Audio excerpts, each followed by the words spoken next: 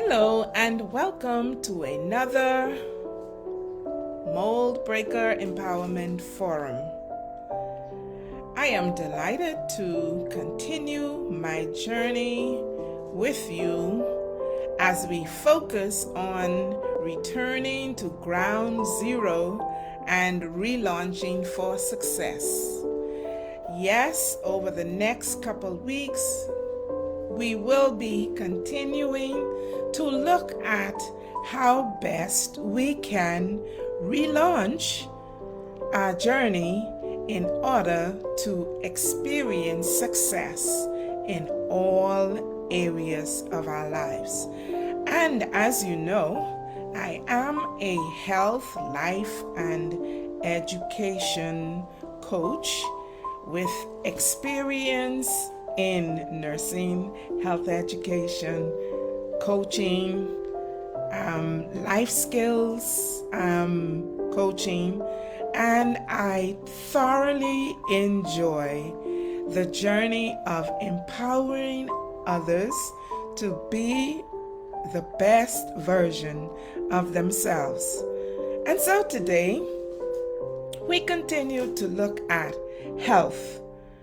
Last week, we adopted the World Health Organization's definition of health, and I just like to reiterate it because this definition forms the basis for our discussion over the next several forums.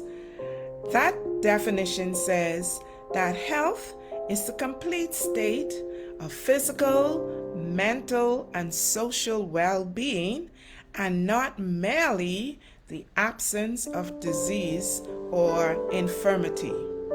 I like that definition because it is almost natural for us to assume or think that when we speak of health, we think of illness. We think about the avoidance of illness. But if you really examine that definition closely, it tells you that even in the presence of illness or infirmity, if you are physically, mentally, and socially balanced, then you are experiencing a level of health, good health. Now, I want to hone in for this segment on the physical component of health because that is where we are most often inclined to focus. But remember, as we discuss, that there is a mental component and there is a social component. And above all, I want you to realize or track as I speak that the mental, the physical, and the social work together to make one complete unit. So, our physical health is concerned with the biology, the genetics, but it is also concerned with the environment. And therefore, if you really sit back and think about our origin from a spiritual perspective, we are taught that we were made from the dust of the earth. God created us and breathed into us the breath of life. From a ecological or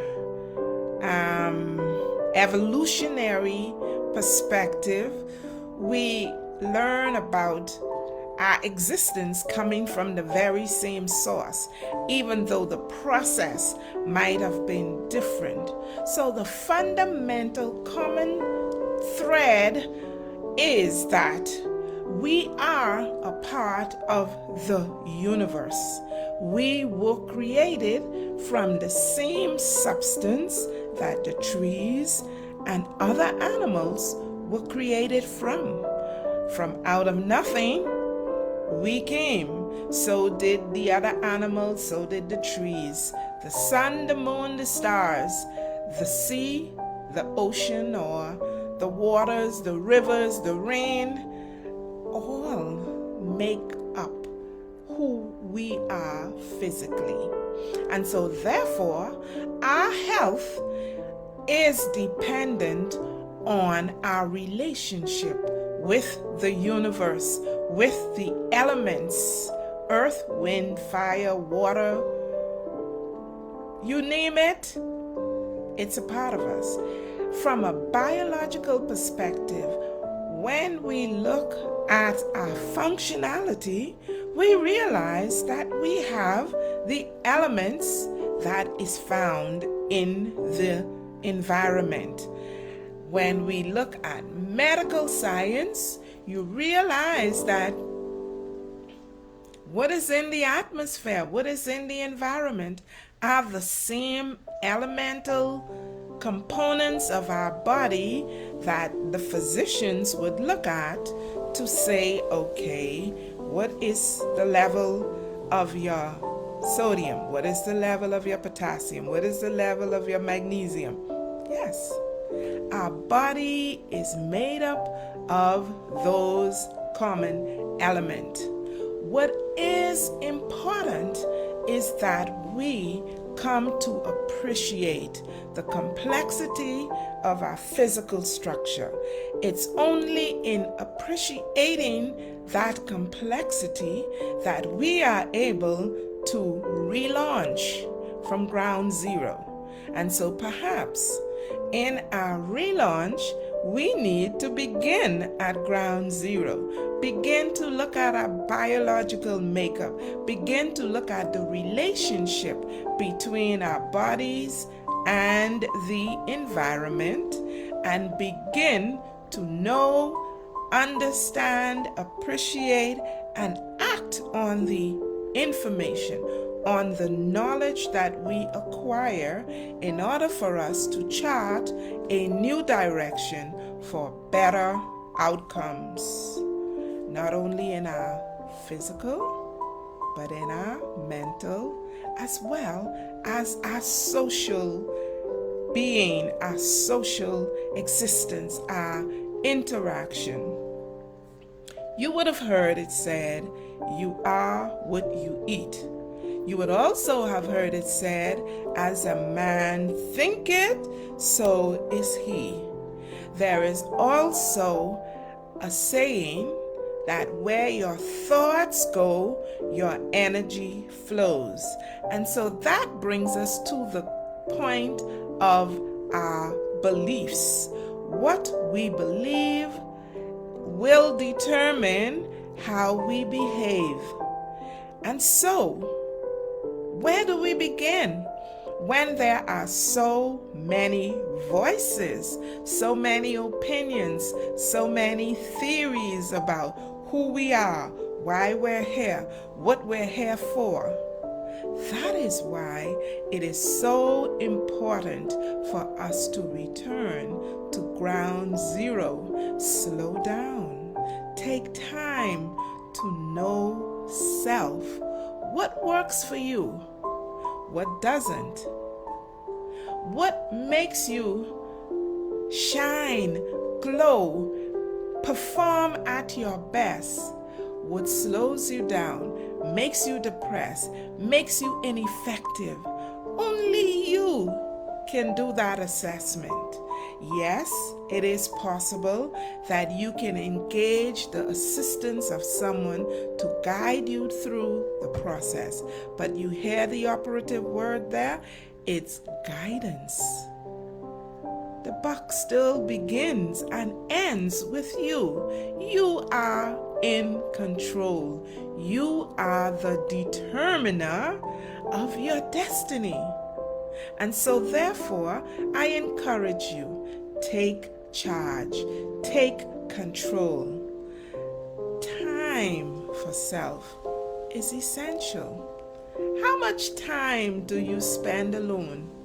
How much time do you literally look in the mirror? And I'm not talking about for application of makeup.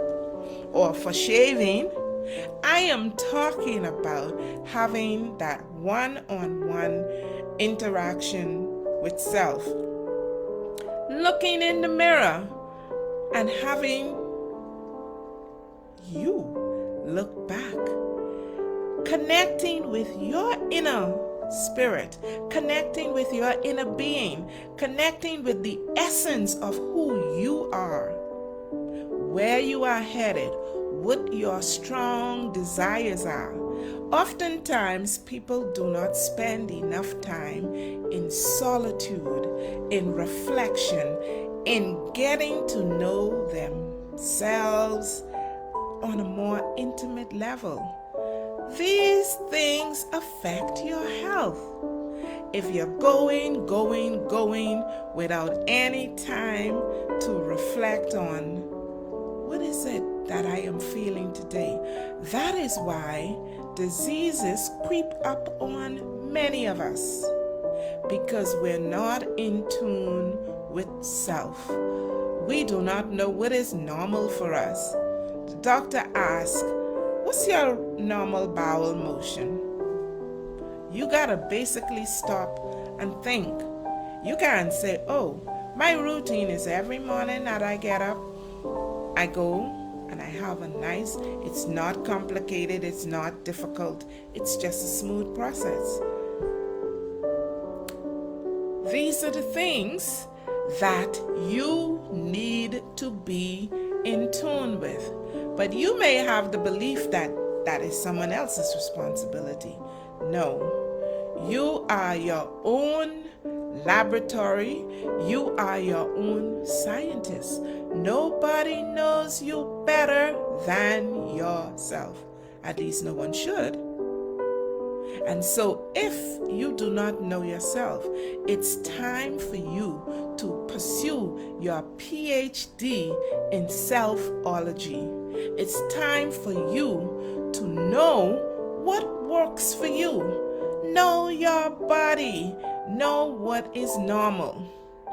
There are many apps out there today, and we don't even have time to use them, but they're little handy dandy gadgets that can literally help you. It may be a part of the market force, yes, but you can use it to your advantage. Again, like I said, there are many voices, too many, that you become confused. You don't know what to choose and what not to choose. But if you begin to take time for yourself, I know in my coaching experience, it becomes starkly amazing to many of my clients that they don't even take time to enjoy their meals. They don't take time to plan their meals. They're just going because time is of the essence. The job has demands. The church has demands. The friends have demands. But don't you have any demands? Do you not value yourself? Do you not desire to lead a quality life?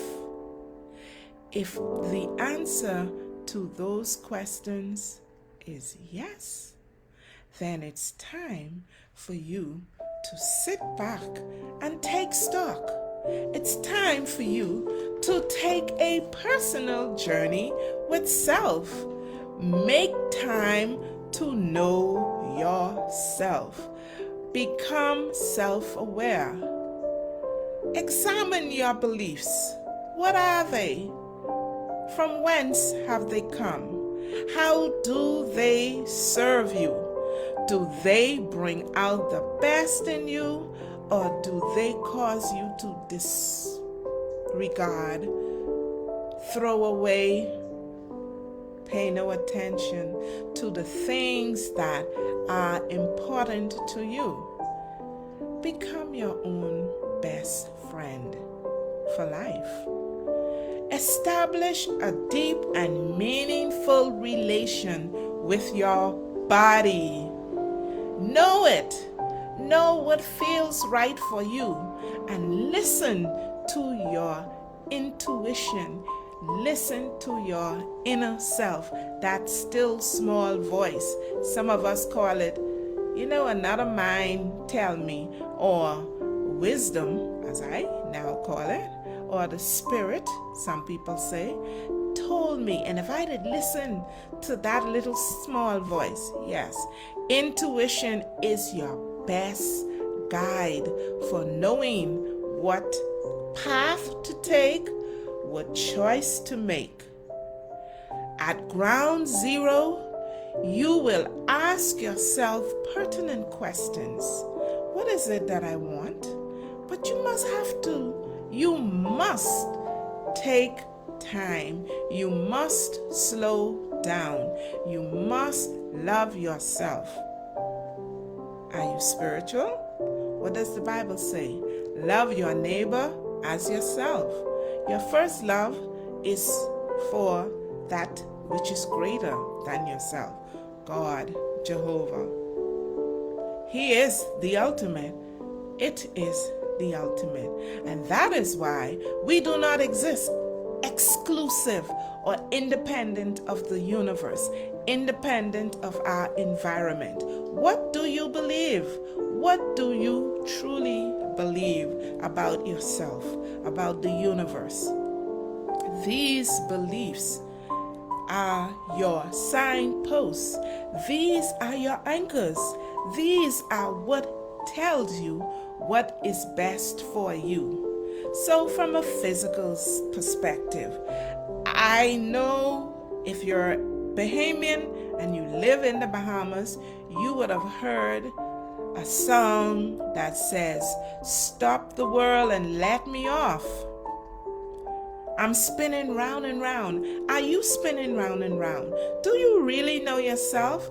Do you really know what it is that you believe? It's time that you do. It's time that you return to ground zero. Assess your beliefs. Assess your knowledge. Assess the source. Do they make sense to you? Next week, I will, just as we look at the physical, I would present to you some standards that are set by the world, and I would invite you to examine yourself against those standards. I would say one thing for you as I close. Know that standards are based on theories. Few of them are based on empirical data. And then, when they are based on empirical data, you now must look at the population on which that data is grounded and see how you connect.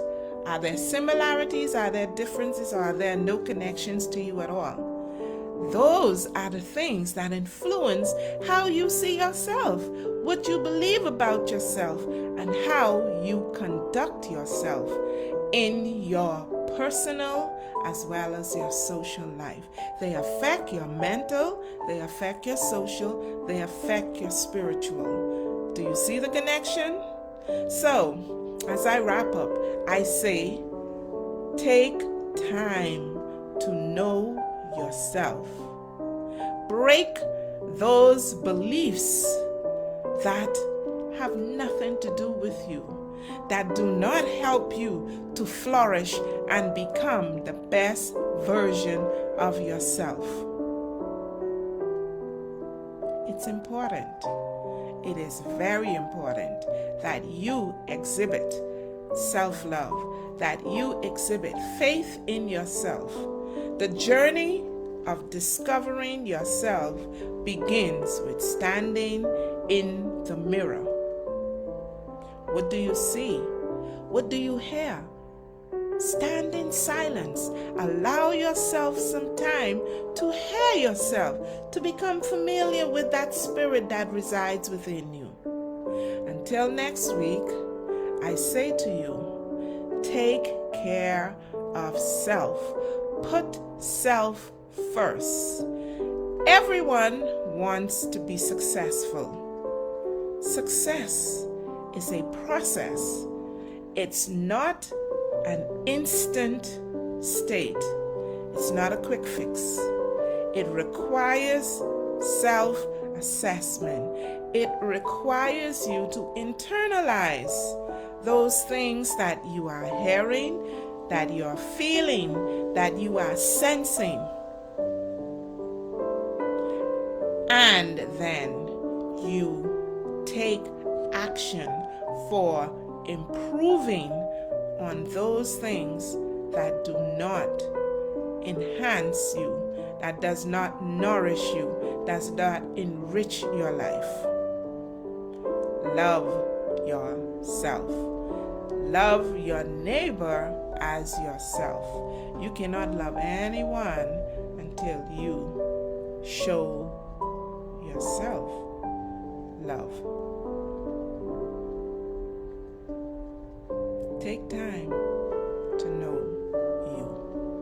I am Audrey-Mellayne, your Mould Breaker Doc.